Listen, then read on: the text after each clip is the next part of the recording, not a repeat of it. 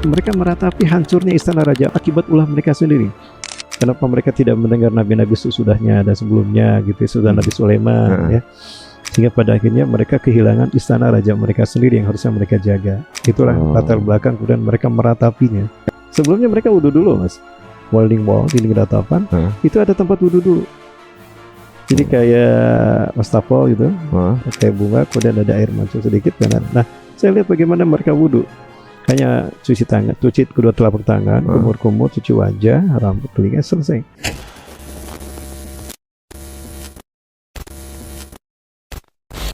Nah, itu jadi teman-teman semuanya untuk kita luruskan bahwa Yahudi yang sekarang itu bukan Taurat, tapi pakainya adalah Talmud, yang kemudian berencana punya punya keinginan untuk bangun lagi Bait Sulaiman, begitu kan? Iya. Dan juga teman-teman ada juga anggapan yang lain yang katanya Nabi Sulaiman itu di Sleman gitu kan.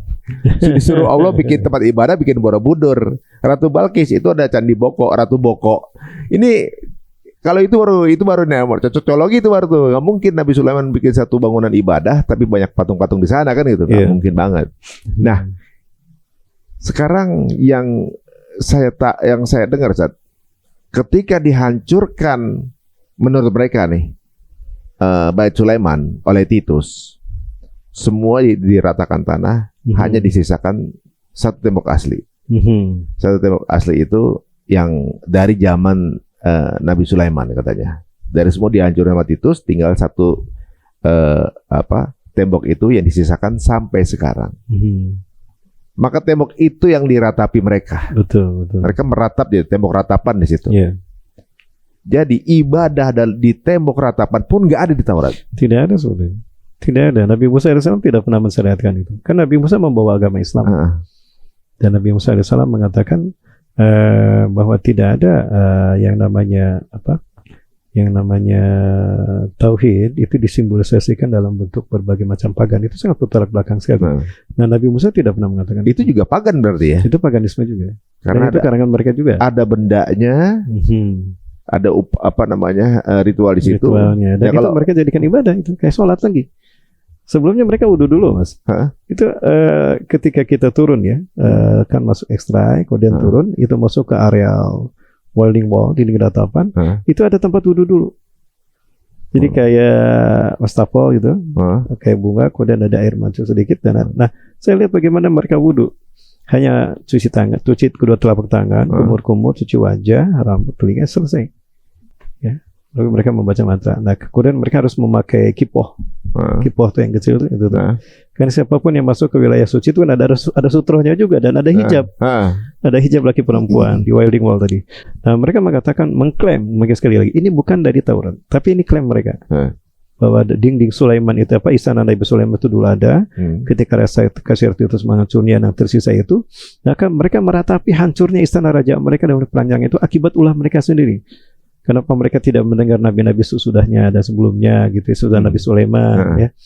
Sehingga pada akhirnya mereka kehilangan istana raja mereka sendiri yang harusnya mereka jaga. Itulah latar belakang kemudian mereka meratapinya. Maka dinding yang mereka klaim itu tersisa dan itu dibangun oleh tangan Nabi Daud dan Nabi Sulaiman langsung dikatakan sebagai dinding suci yang mereka ratapi. Wow. Makanya di situ mereka setelah membaca mantra, mereka juga memberikan sebelumnya malah mereka menuliskan wishes harapan demi harapan. Ya, pada Tuhan doa-doa harapan dilinting, dimasukkan ke sela-sela batu tembok tadi, sela-sela yang ada celah-celah itu. Kemudian mereka membaca Taurat dan mereka menggoyang-goyangkan badan mereka. Nah, kebiasaan inilah yang kemudian orang-orang menyebut mereka orang Yahudi. Di mana hadal qaum sumi Yahud? Kenapa kaum ini dikatakan kaum Yahudi? Li'annahum yatahawad jismahum hinama yaqra'una al-kitab. Mereka menggoyang-goyangkan badan mereka ketika mereka membaca kitab mereka. Yatahawad. Nah, kalimat ini membuat orang-orang manusia kaum berarti memanggil mereka Yahud. Alladhi yatahawad. Bukan tauhid kan? Bukan. Nah, itu alasan pertama. Yang kedua juga diambil dari kata-kata Nabi Musa alaihissalam ketika Nabi Musa sudah angkat tangan, tidak bisa lagi mengarahkan mereka. Ya, bayangkan Nabi Musa saja sudah angkat tangan, sekelas Nabi Musa sudah tidak bisa lagi, sanggup lagi untuk mengurus mereka yang ingkar dan kufur fasik ini. Nabi Musa hingga akhirnya menyerahkan kepada Allah. Inna hudna ilaika ya Rabb. Aku pasrah ya Allah, aku serahkan mereka pada Engkau ya Rabb. Hudana ilaik. Kalimat itu kemudian mereka katakan sebagai bangsa Hud ketika disuruh Yahud. Jadilah kata Yahudi. Dan kita pada pakai Yahoo. Itu kan orang Yahudi juga. Yahweh gitu ya. atau Yahweh. Kalau itu Yahweh muncul dalam ritual Olimpiade 2010 di Afrika Selatan. Yahweh dan Yahweh. Jehovah. Nah, itu diambil dari, itu juga ada di Piala Dunia sepak bola 2010-nya.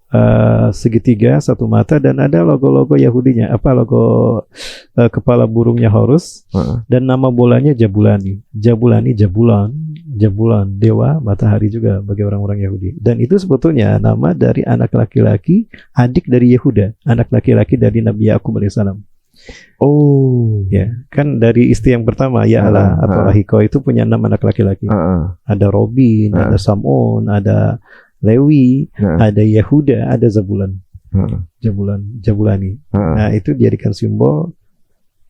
Bahkan, mohon maaf, itu banyak orang-orang yang mengatakan itu bola terkutuk katanya. Oh, bola terkutuk. Jadi kayak keluarganya Nabi Yusuf itu yang tadi disebut antum itu Nabi Yakub kan ngelempar Nabi Yusuf ke sumur kan? Betul. Yang paling jahatnya Yahuda ini.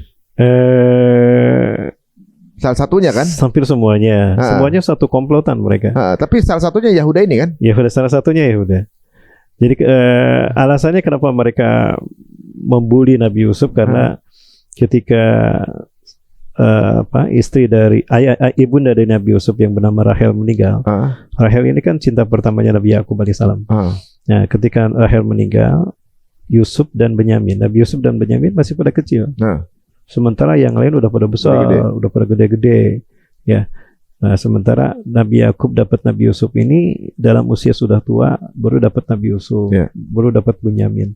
Mereka masih pada kecil, maka otomatis lah logika seorang orang tua ya, pasti akan tumpah pada anak-anak yang masih kecil. Nah, itu dipandang sebagai alibi untuk mengatakan, oh, berat sebelah nih, lebih kasih pada Nabi Yusuf. Pilih kasih. Nah, yang 10 ini ya berkonspirasi untuk membuli Nabi Yusuf alaihissalam.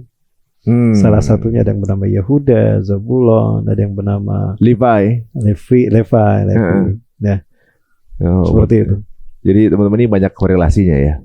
Satu, kalau kalian pakai celana Levi's, itu punya orang Yahudi namanya Levi Strauss. Dan itu juga ikut mendonasikan ke sana juga gitu kan. Satu ring lah.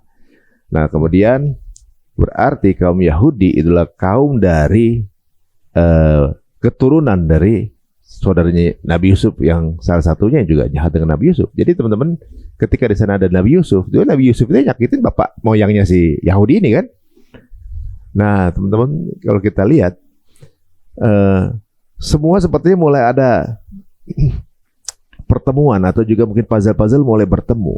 Kayak tadi Ustadz bilang tadi bahwa di beberapa perhelatan internasional itu ada simbol-simbol yang sengaja disusupkan. Betul. Yang secara nggak sadar, alam bawah sadar kita kayak itu udah masuk datanya gitu ke kita. Jadi menormalisasi hal itu. Belum lama ini di Olimpiade Milano Cortina, Olimpiade Winter Olympic, itu jelas-jelas itu logonya Sat ya. Itu bener-bener segede-gede gitu.